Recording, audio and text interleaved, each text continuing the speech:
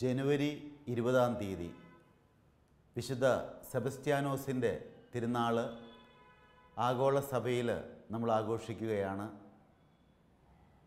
വിശുദ്ധ സെബസ്ത്യാനോസ് യേശുവിന് വേണ്ടി തൻ്റെ ജീവൻ സമർപ്പിച്ച ഒരു വ്യക്തിയാണ്. നമുക്കറിയാം, AD 285 ഡയോക്ലിഷ്യൻ ചക്രവർത്തിയുടെ ഭരണകാലത്ത് സെൻറ്റ് സെബാസ്റ്റ്യൻ ചക്രവർത്തിയുടെ ഒരു അംഗരക്ഷകനായിരുന്നു. 3 അംഗരക്ഷകരിൽ ഒരാളായിരുന്ന സെബാസ്റ്റ്യൻ. ഡയോക്ലിഷ്യൻ ചക്രവർത്തി സെബാസ്റ്റ്യനോട് ആവശ്യപ്പെട്ടു, മതം ഉപേക്ഷിക്കണം, ജൂപ്പിറ്റർ ദേവന് ധൂപാർപ്പണം ചെയ്യണം. യേശുവിനെ ഉപേക്ഷിച്ച് ജൂപ്പിറ്റർ ദേവന് ധൂപാർപ്പണം ചെയ്യാൻ സെബാസ്റ്റ്യൻ തയ്യാറായിരുന്നില്ല. അങ്ങനെ യേശുവിനെ ഉപേക്ഷിക്കുന്നതിനേക്കാൾ ജീവൻ ഉപേക്ഷിക്കുന്നതാണ് നല്ലതെന്ന് സെബാസ്റ്റ്യൻ മനസ്സിൽ കണ്ടു. യേശുവിനായിട്ട് തൻ്റെ ജീവൻ സമർപ്പിക്കാൻ സെബാസ്റ്റ്യൻ തയ്യാറായി. ഡയോക്ലിഷ്യൻ ചക്രവർത്തി ജൂപ്പിറ്റർ ദേവന് ധൂപം അർപ്പിക്കാനായിട്ട് വിസമ്മതിച്ച സെബാസ്റ്റ്യനെ അമ്പ് ചെയ്ത് കൊല്ലാനായിട്ട് ഉത്തരവ് പുറപ്പെടുവിക്കുകയാണ്. എന്നാൽ അമ്പ് ചെയ്ത് കൊല്ലാൻ ശ്രമിച്ചെങ്കിലും സെബാസ്റ്റ്യൻ മരിച്ചില്ല. പിന്നീട് വടി കൊണ്ടടിച്ച്, ഗദ കൊണ്ടടിച്ച് സെബാസ്റ്റ്യനെ കൊല്ലുന്നു. യേശുവിന് വേണ്ടി സെബാസ്റ്റ്യൻ രക്തസാക്ഷിത്വം വരിച്ചു. യേശുവിന് വേണ്ടി രക്തസാക്ഷിത്വം വരിച്ച സെൻറ്റ് സെബാസ്റ്റ്യൻ്റെ വിശുദ്ധ സെബസ്ത്യാനോസിൻ്റെ തിരുനാളാണ് നമ്മളിന്ന് ആഘോഷിക്കുക. സ്ഥാനമാനങ്ങൾ ലഭ്യമാകുമായിരുന്നു സെബാസ്റ്റ്യന് ജൂപ്പിറ്റർ ദേവന് ധൂപാർപ്പണം ചെയ്യാൻ തയ്യാറായിരുന്നെങ്കിൽ. പക്ഷെ സ്ഥാനമാനങ്ങളൊന്നും സെബാസ്റ്റ്യൻ ആഗ്രഹിച്ചില്ല. യേശുവിനെ ഉപേക്ഷിച്ച് ഒരു സ്ഥാനമാനങ്ങളും തനിക്ക് വേണ്ട. യേശുവിന് വേണ്ടി എന്ത് ക്ലേശവും ദുരിതവും സഹിക്കാനായിട്ട് സെബാസ്റ്റ്യൻ തയ്യാറായിരുന്നു. ഇന്നത്തെ ലോകത്തിൽ ജീവിക്കുന്ന ക്രൈസ്തവരായ നമ്മെ സംബന്ധിച്ചിടത്തോളം സെബാസ്റ്റ്യൻ വലിയൊരു മാതൃകയാണ്. ഇന്ന് പലതരത്തിലുള്ള മതമർദ്ദനങ്ങൾ, എടുത്തു പറഞ്ഞാൽ മാധ്യമ മതമർദ്ദനങ്ങൾ ഇന്ന് വളരെ രൂക്ഷമാണ്. സഭയിൽ ഏതെങ്കിലും ഒരു വ്യക്തിയുടെ അല്പം പോരായ്മകൾ കണ്ടെത്തി അതിനെ പെരുപ്പിച്ച് കാട്ടി മതത്തെ മുഴുവൻ താറടിക്കുന്ന, ക്രൈസ്തവ മതത്തെ മുഴുവൻ താറടിക്കുന്ന യേശുവിനെയും യേശുവിന് അനുയായികളെയും കരുതേച്ച് കാണിക്കുന്ന മാധ്യമ ലോകം സജീവമായിരിക്കുന്ന ഈ കാലഘട്ടത്തിൽ എങ്ങനെ സെബാസ്റ്റ്യൻ്റെ മാതൃക അനുകരിച്ചുകൊണ്ട് എന്തൊക്കെ ത്യാഗങ്ങൾ സഹിക്കേണ്ടി വന്നാലും ഞാൻ യേശുവിന് വേണ്ടി അതെല്ലാം സഹിച്ചുകൊണ്ട് യേശുവിന് സാക്ഷ്യം വഹിച്ച് ജീവിക്കുന്ന ഒരു പ്രതിജ്ഞ എടുക്കലാണ് ഈ തിരുനാൾ ദിനത്തിൽ ഞാനും നിങ്ങളും ചെയ്യേണ്ടത്. സെൻറ്റ് സെബാസ്റ്റ്യൻ്റെ ജീവിതത്തിലേക്ക് തിരിഞ്ഞു നോക്കുമ്പോൾ എഫേസുസ്കാർക്ക് എഴുതിയ ലേഖനം, പൗലോസ്ലീഹ എഫേസുസ്കാർക്ക് എഴുതിയ ലേഖനത്തിൽ 6-ാം അധ്യായം 14 മുതലുള്ള തിരുവചനങ്ങൾ വളരെ നന്നായിട്ട് മനസ്സിലാക്കിയ ഒരു വിശുദ്ധനായിരുന്നു വിശുദ്ധ സെബസ്ത്യാനോസ്. സമാധാന സുവിശേഷത്തിൻ്റെ പാദരക്ഷയണിഞ്ഞ് രക്ഷയുടെ പടത്തൊപ്പി ധരിച്ച് ദൈവവചനമാകുന്ന വാൾ കയ്യിലേന്തി വിശ്വാസമാകുന്ന പരിച കയ്യിലെടുത്ത് സത്യം കൊണ്ട് അരമുറുക്കി നീതിയുടെ കവചം ധരിച്ച് യേശുവിന് വേണ്ടി പടവെട്ടുന്നൊരു പോരാളിയെയാണ് പൗലോസ്ലീഹ എഫേസുസ്കാർക്ക് എഴുതിയ ലേഖനത്തിൽ 6-ാം അധ്യായത്തിൽ 14 മുതലുള്ള തിരുവചനങ്ങൾ ചിത്രീകരിച്ചിരിക്കുന്നത്. ക്രിസ്തുവിനെ അനുകരിക്കുന്നവർ, യേശുവിനെ അനുകരിക്കുന്നവർ എപ്പോഴും ഒരു പട്ടാളക്കാരൻ്റെ ഉള്ളവളായിരിക്കണം. എപ്പോഴും മരിക്കാൻ തയ്യാറാകുന്ന ഒരു പട്ടാളക്കാരൻ്റെ മനോഭാവമായിരിക്കണം ഒരു ക്രൈസ്തവനുണ്ടായിരിക്കേണ്ടത്. വാസ്തവത്തിൽ റോമ സാമ്രാജ്യത്തിൽ ഒരു പട്ടാളക്കാരനായിരിക്കുകയും അതേസമയം വചനത്തിൻ്റെ വാളേന്തി വിശ്വാസമാകുന്ന പരിച പിടിച്ച് രക്ഷയുടെ പടത്തൊപ്പി അണിഞ്ഞ് സത്യം കൊണ്ട് അരമുറുക്കി നീതിയുടെ കവചം ധരിച്ച ഒരു ആധ്യാത്മിക പട്ടാളക്കാരനായിരുന്നു സെൻറ്റ് സെബാസ്റ്റ്യൻ. അതുകൊണ്ടാണ് ജൂപ്പിറ്റർ ദേവന് ധൂപമർപ്പിക്കാൻ പറഞ്ഞപ്പോൾ ജൂപ്പിറ്റർ ദേവന് ധൂപമർപ്പിക്കുന്നതിനേക്കാൾ തൻ്റെ ജീവിതം യേശുവിനായിട്ട് അർപ്പിക്കുന്നതാണ് നല്ലതെന്ന് സെബാസ്റ്റ്യൻ മനസ്സിലാക്കിയതും അപ്രകാരം തൻ്റെ ജീവനെ യേശുവിനായിട്ട് ഹോമിച്ചതും. റോമാക്കാർക്ക് എഴുതിയ ലേഖനത്തിൽ 8-ാം അധ്യായത്തിൽ 35 മുതലുള്ള തിരുവചനങ്ങളും സെൻറ്റ് സെബാസ്റ്റ്യൻ നന്നായിട്ട് മനസ്സിലാക്കി വച്ചിരുന്നു. ക്ലേശമോ ദുരിതമോ പീഡനമോ രോഗമോ നഗ്നതയോ സ്ഥാനമോ മാനമോ സമ്പത്തോ ജീവനോ ആപത്തോ ഒന്നും തന്നെ യേശുവിൻ്റെ സ്നേഹത്തിൽ നിന്നും തന്നെ അകറ്റാൻ കഴിവുള്ളതല്ലെന്ന് സെൻറ്റ് സെബാസ്റ്റ്യൻ തൻ്റെ ജീവിതത്തിൽ തെളിയിക്കുകയായിരുന്നു. ഈശോ എന്നോടും നിങ്ങളോടും ഇന്ന് ചോദിക്കുന്നൊരു ചോദ്യമുണ്ട്. ആരെനിക്കായി പോകും, ആരെനിക്കായി പോകും, പാകുവാനെൻ വചനം ഏകുവാനൊരു സാക്ഷ്യം. എന്നോടും നിങ്ങളോടും ഈശോ ചോദിക്കുന്നൊരു ചോദ്യമാണ്. ആരെനിക്കായി പോകും, ആരെനിക്കായി പോകും, പാകുവാൻ എൻ വചനം ഏകുവാൻ ഒരു സാക്ഷ്യം. സെൻറ്റ് സെബാസ്റ്റ്യൻ ധൈര്യപൂർവ്വം പറഞ്ഞു, ഞാൻ നിനക്കായി പോകാം, ഞാൻ നിനക്കായി പോകാം, പാകുവാൻ നിൻ വചനം ഏകുവാൻ ഒരു സാക്ഷ്യം. അതാണ് നമ്മൾ അനുകരിക്കേണ്ട മാതൃക, സെൻറ്റ് സെബാസ്റ്റ്യൻ്റെ മാതൃക. യേശുവിൻ്റെ വചനം വിതയ്ക്കാൻ, യേശുവിൻ്റെ വചനത്തിന് സാക്ഷ്യമേകാൻ ഞാനും സെൻറ്റ് സെബാസ്റ്റ്യൻ അനുകരിച്ച് പോകുന്നൊരു തീരുമാനമാണ് ഈ തിരുനാൾ ദിനത്തിൽ ഞാനും നിങ്ങളും സ്വീകരിക്കേണ്ടത്.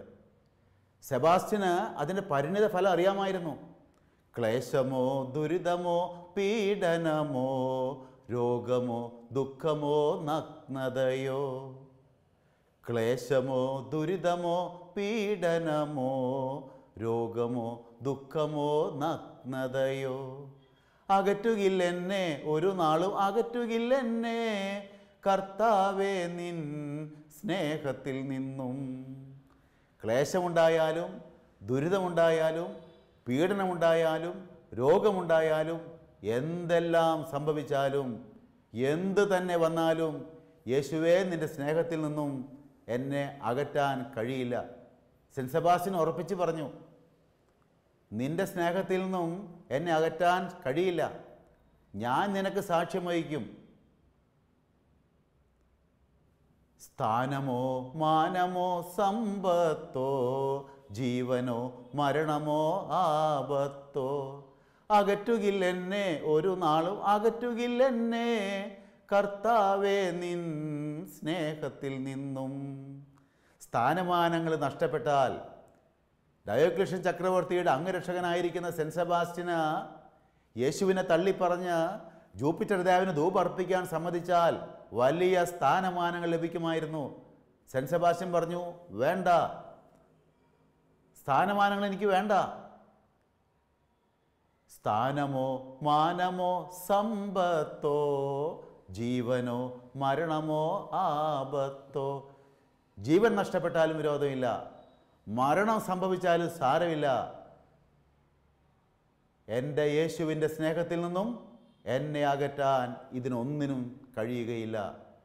അതാണ് അമ്പ് ചെയ്ത് കൊല്ലാൻ തൻ്റെ ശരീരത്തെ സെൻറ്റ് സെബാസ്റ്റ്യൻ വിട്ടുകൊടുത്തത്, യേശുവിന് വേണ്ടി അമ്പുകളേൽക്കാൻ. യേശുവിന് വേണ്ടി ഗദ കൊണ്ട് അടിയേറ്റ് പിടഞ്ഞു മരിക്കാൻ സെബാസ്റ്റ്യൻ തയ്യാറായത് അതുകൊണ്ടാണ്. ജീവനോ മരണമോ ആപത്തോ ഒന്നും പ്രശ്നമല്ല യേശുവിനായിട്ടുള്ള സ്നേഹത്തിൻ്റെ മുമ്പിൽ. മരണത്തിനും യേശുവുമായുള്ള സ്നേഹത്തിന് തന്നെ അകറ്റാൻ സാധിക്കത്തില്ല. അതാണ് സെൻറ്റ് സെബാസ്റ്റ്യൻ. ക്ലേശമോ ദുരിതമോ പീഡനമോ രോഗമോ ദുഃഖമോ നഗ്നതയോ സ്ഥാനമോ മാനമോ സമ്പത്തോ ജീവനോ മരണമോ ആപത്തോ എന്തു വന്നാലും ഞാൻ യേശുവിൻ്റെ പിന്നാലെ, ആ സ്നേഹത്തിൽ നിന്ന് എന്നെ അകറ്റാൻ കഴിയുകയില്ലെന്ന് ജീവിതത്തിലൂടെ തൻ്റെ രക്തം കൊണ്ട് എഴുതി ഒപ്പിടുകയായിരുന്നു സെൻറ്റ് സെബാസ്റ്റ്യൻ തൻ്റെ ജീവിതത്തിൽ. ആ സെയിൻറ്റ് സെബാസ്റ്റ്യൻ്റെ തിരുനാൾ കൊണ്ടാടുന്ന ഈ അവസരത്തിൽ രണ്ട് കാര്യങ്ങളാണ് നമ്മൾ ചെയ്യേണ്ടത്. ഒന്ന്, വിശുദ്ധൻ്റെ മാധ്യസ്ഥം യാചിച്ചുകൊണ്ട് കർത്താവിൽ നിന്നും ധാരാളം അനുഗ്രഹങ്ങൾ പ്രാപിക്കാനായിട്ടുള്ള അവസരമാണ് തിരുനാൾ ദിനം. രണ്ട്, വിശുദ്ധൻ്റെ മാതൃക അനുകരിച്ചുകൊണ്ട് യേശുവിന് സാക്ഷ്യം വഹിച്ചുകൊണ്ട് ജീവിക്കുക. വേണ്ടി വന്നാൽ യേശുവിന് വേണ്ടി രക്തം ചിന്താൻ തയ്യാറാവുക. തീർച്ചയായിട്ടും ഈ തിരുനാൾ ദിനത്തിൽ, ജനുവരി 20-ാം തീയതി സെൻറ്റ് സെബാസ്റ്റ്യൻ തിരുനാൾ ദിനത്തിൽ സെബാസ്റ്റ്യൻ നാമധാരികളായിട്ടുള്ള എല്ലാവർക്കും, അഭിവന്യ പിതാക്കന്മാർക്കും വൈദികർക്കും എല്ലാ ആത്മായ സുഹൃത്തുക്കൾക്കും ഞാൻ തിരുനാളിൻ്റെ മംഗളങ്ങൾ പ്രത്യേകമായിട്ട് ആശംസിക്കുകയാണ്. ഒപ്പം വിശുദ്ധൻ്റെ മാധ്യസ്ഥം വഴിയായിട്ട് ധാരാളം അനുഗ്രഹങ്ങൾ പ്രാപിക്കാനായിട്ട് എല്ലാ സെബാസ്റ്റ്യൻ നാമധാരികൾക്കും നമ്മുടെ എല്ലാ സഹോദരങ്ങൾക്കും സഹോദരിമാർക്കും ഇടവരട്ടെ എന്ന് പ്രാർത്ഥിക്കുക കൂടി ചെയ്യുന്നു. രണ്ടാമതായിട്ട്, സെൻറ്റ് സെബാസ്റ്റ്യൻ യേശുവിന് സാക്ഷ്യം വഹിച്ച് ജീവിച്ചതുപോലെ യേശുവിന് വേണ്ടി സാക്ഷ്യം വഹിക്കാനായിട്ടുള്ള ഒരു തീരുമാനമാണ് ഞാൻ നിങ്ങൾ സ്വീകരിക്കേണ്ടത്. എന്താണ് സാക്ഷ്യം? എന്താണ് ക്രൈസ്തവ സാക്ഷ്യം? എങ്ങനെയാണ് ക്രൈസ്തവ സാക്ഷ്യം വഹിക്കാനായിട്ട് നമുക്ക് സാധിക്കുക ഈ സമൂഹത്തിൽ? യോഹന്നാൻ്റെ സുവിശേഷം 13-ാം അധ്യായം 34-35 തിരുവചനങ്ങളിൽ ഈശോ വ്യക്തമായിട്ട് പഠിപ്പിക്കുന്നുണ്ട്. നിങ്ങൾ പരസ്പരം സ്നേഹിക്കുക. നിങ്ങൾ പരസ്പരം സ്നേഹിക്കുന്ന കാണുമ്പോൾ മറ്റുള്ളവർ മനസ്സിലാക്കണം നിങ്ങൾ എൻ്റെ ശിഷ്യന്മാരാണെന്ന്. ഇന്ന് ക്രൈസ്തവ അമ്മച്ചിമാർ, പൊതമുണ്ട് ധരിക്കുന്നവർ വളരെ അപൂർവമേ ഉള്ളൂ എങ്കിലും അങ്ങും ഇങ്ങൊക്കെ കാണാം പൊതമുണ്ട് ധരിക്കുന്ന അമ്മൂമ്മമാർ. അതുപോലെ വെന്തിങ്ങ ധരിക്കുന്നവർ, കൊന്ത ധരിക്കുന്നവർ, കാശുരൂപം ധരിക്കുന്നവർ, ഇതൊക്കെ നല്ലതാണ്. ഇതൊക്കെ ക്രൈസ്തവനെ തിരിച്ചറിയുന്ന അടയാളങ്ങളാണ്. ഇതൊക്കെ നല്ലതാണ്. പക്ഷേ ഈശോ നമുക്ക് തരുന്ന ഒരു സാക്ഷ്യമുണ്ട്. ഈശോ നമുക്ക് തരുന്ന ഒരു മുഖമുദ്രയുണ്ട്. ക്രൈസ്തവനുള്ള മുഖമുദ്ര ഈശോ തരുന്നത് നിങ്ങൾ പരസ്പരം സ്നേഹിക്കുന്നത് കാണുക എന്നുള്ളതാണ്. മറ്റുള്ളവർ നമ്മൾ പരസ്പരം സ്നേഹിക്കുന്ന കാണുമ്പോഴാണ് നമ്മൾ ക്രൈസ്തവനാണെന്ന് തിരിച്ചറിയേണ്ടത്, ക്രിസ്തുവിൻ്റെ അനുയായികളാണെന്ന് തിരിച്ചറിയേണ്ടത്. ഈ സാക്ഷ്യം വഹിച്ച് ജീവിക്കലാണ് യഥാർത്ഥത്തിൽ എൻ്റെയും നിങ്ങളുടെയും ദൗത്യം. വിശുദ്ധനെ അനുകരിച്ചുകൊണ്ട് യേശുവിനായിട്ട് സാക്ഷ്യം വഹിച്ചുകൊണ്ട് ജീവിക്കുക എന്ന് പറഞ്ഞാൽ പരസ്പരം സ്നേഹിച്ചുകൊണ്ട്, നിങ്ങൾ പരസ്പരം സ്നേഹിക്കുന്ന കാണുമ്പോൾ മറ്റുള്ളവർ മനസ്സിലാക്കണം നിങ്ങളെൻ്റെ ശിഷ്യന്മാരാണെന്ന്. അതാണ് ഈശോയുടെ പഠനം. യോഹന്നാൻ്റെ സുവിശേഷം 13-ാം അധ്യായം 34-35 തിരുവചനങ്ങളിൽ വളരെ വ്യക്തമായിട്ട് ഈശോ പഠിപ്പിക്കുന്നു. ഈശോ ഒന്നുകൂടി കൂട്ടിച്ചേർക്കുന്നുണ്ട്. ഞാൻ നിങ്ങളെ സ്നേഹിച്ച പോലെ നിങ്ങൾ പരസ്പരം സ്നേഹിക്കുക. ഞാനെങ്ങനെ സ്നേഹിച്ചത്? ഈശോ എങ്ങനെ സ്നേഹിച്ചത്? സ്നേഹം എന്ന് പറഞ്ഞാൽ എന്താ? നമുക്കറിയാം. സ ഹ ന അം. സ്നേഹത്തിനുള്ളിലുള്ള അക്ഷരങ്ങൾ ഇതൊക്കെയാണ്. സ ഹ ന അം. സഹനമാണ് സ്നേഹം. മറ്റുള്ളവർക്ക് വേണ്ടി സഹനം ഏറ്റെടുക്കലാണ് സ്നേഹം. അതിൻ്റെ ക്ലൈമാക്സാണ് മരണം. ലോകത്തിലെല്ലാ മാനവ മക്കൾക്കായിട്ട് ഈശോ സഹനം ഏറ്റെടുത്തു, പീഡകൾ സഹിച്ചു, അവസാനം അതിൻ്റെ ക്ലൈമാക്സിലേക്ക് വന്ന് കുരിശുമരണം വരിച്ചു. എന്നിട്ട് ഈശോ പറയാണ്, ഞാൻ നിങ്ങളെ സ്നേഹിച്ച പോലെ നിങ്ങളും പരസ്പരം സ്നേഹിക്കുവിൻ. മറ്റുള്ളവർക്ക് വേണ്ടി, മറ്റുള്ളവരെ സഹായിക്കാൻ വേണ്ടി സഹനങ്ങൾ ഏറ്റെടുക്കുക. ഏറ്റെടുത്ത് അതിൻ്റെ ഏറ്റവും ക്ലൈമാക്സ് ആയിട്ടുള്ള മരണം വരെ ഏറ്റെടുക്കാൻ തയ്യാറാവുക. മറ്റുള്ളവർക്ക് വേണ്ടി മരിക്കാൻ വരെ തയ്യാറാവുക. അതാണ് സ്നേഹത്തിൻ്റെ ക്ലൈമാക്സ്. അതാണ് ഞാൻ സ്നേഹിച്ച വിധം. ഈശോ പറയുന്നു, ഞാൻ സ്നേഹിച്ച പോലെ നിങ്ങൾ പരസ്പരം സ്നേഹിക്കുക. അത് കാണുമ്പോൾ മറ്റുള്ളവർ മനസ്സിലാക്കണം നിങ്ങളെൻ്റെ ശിഷ്യന്മാരാണെന്ന്.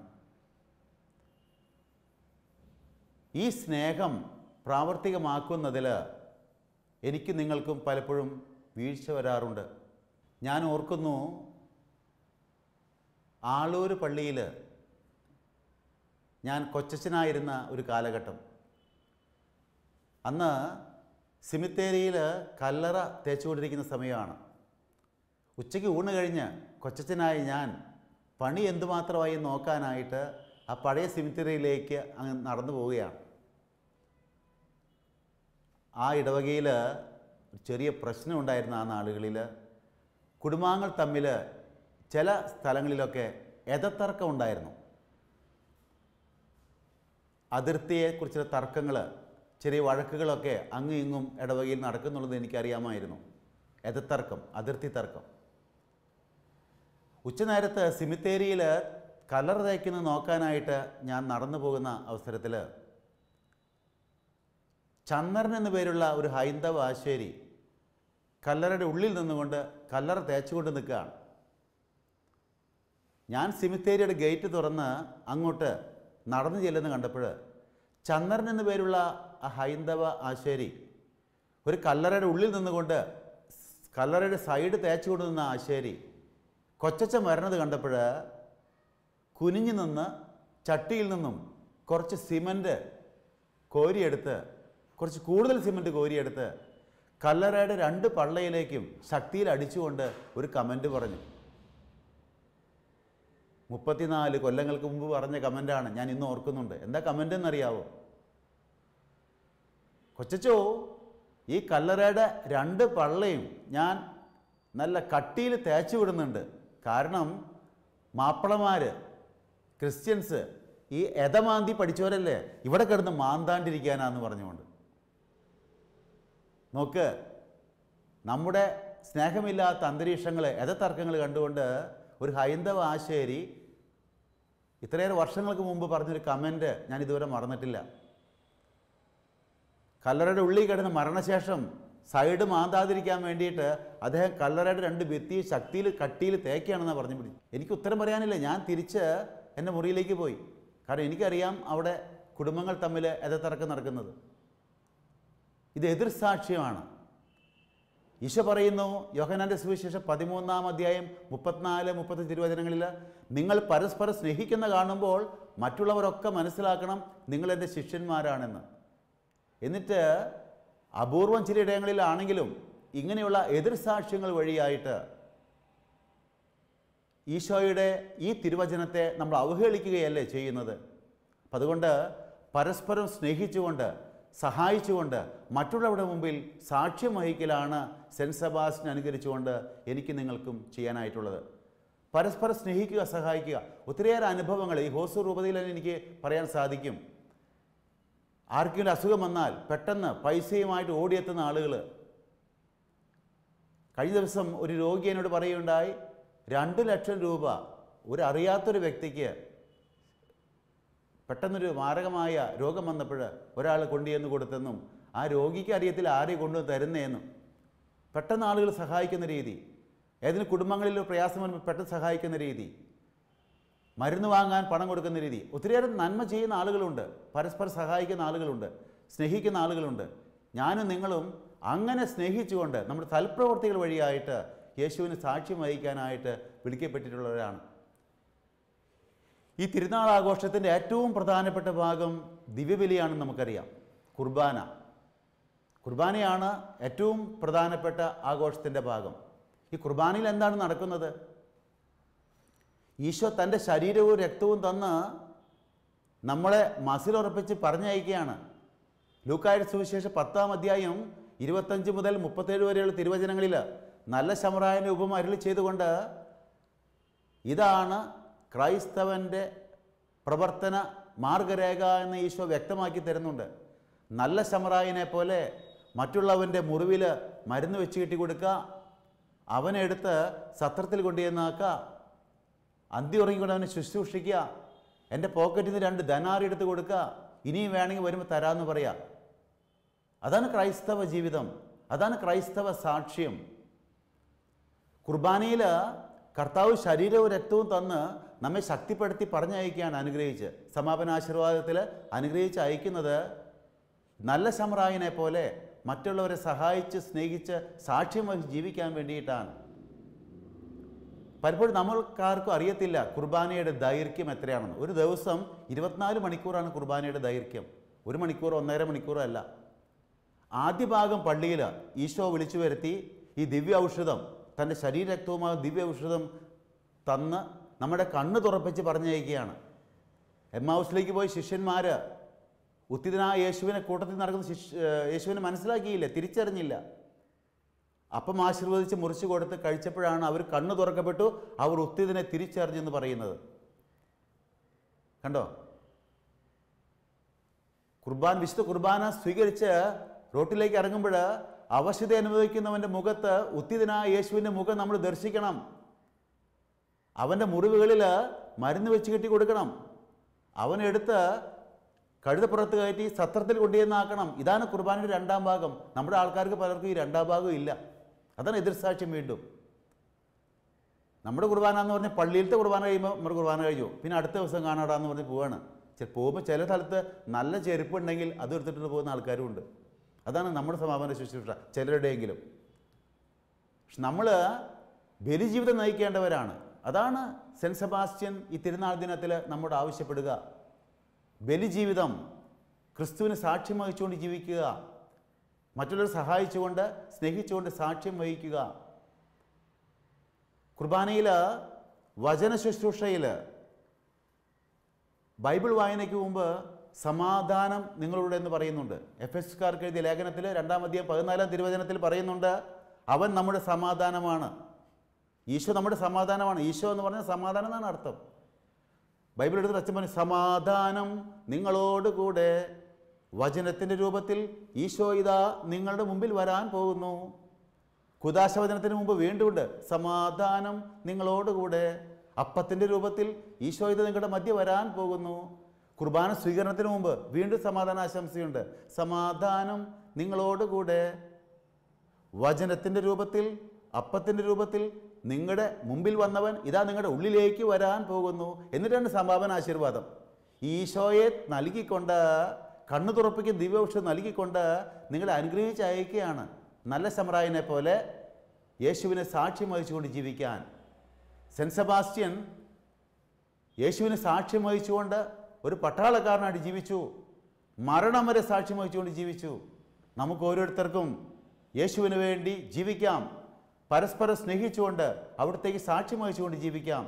മരിക്കേണ്ടി വന്നാലും യേശുവിൽ നിന്നും ഞാൻ അകലില്ലെന്ന് തീരുമാനം തിരുസന്നിധിയിൽ അറിയിക്കാം. അങ്ങനെ സെൻറ്റ് സെബാസ്റ്റ്യൻ്റെ ഈ തിരുനാൾ ആഘോഷം ഏറ്റവും അർത്ഥവത്താക്കി മാറ്റാനായിട്ട് എന്ത് തന്നെ വന്നാലും യേശുവിൻ്റെ പിന്നാലെ എന്ന് ആവർത്തിച്ച് ഉരുവിട്ടുകൊണ്ട് നമുക്ക് ഈ തിരുനാളാഘോഷത്തിന് അർത്ഥം പകരാം. വിശുദ്ധ സെബസ്ത്യാനോസ് നമുക്ക് വേണ്ടി ഈശോയുടെ പക്കൽ തീർച്ചയായിട്ടും മാധ്യസ്ഥം വഹിക്കും. വിശുദ്ധൻ്റെ മാധ്യസ്ഥം വഴി നമ്മുടെ വ്യക്തിപരമായ ജീവിതത്തിലേക്കും കുടുംബങ്ങളിലേക്കും ധാരാളം ദൈവാനുഗ്രഹങ്ങൾ വർഷിക്കേണ്ടവരട്ടെ എന്ന് പ്രാർത്ഥിച്ചുകൊണ്ടും ആശംസിച്ചുകൊണ്ടും പിതാവിൻ്റെയും പുത്രൻ്റെയും പരിശുദ്ധാത്മാവിൻ്റെയും നാമത്തിൽ ആമേൻ.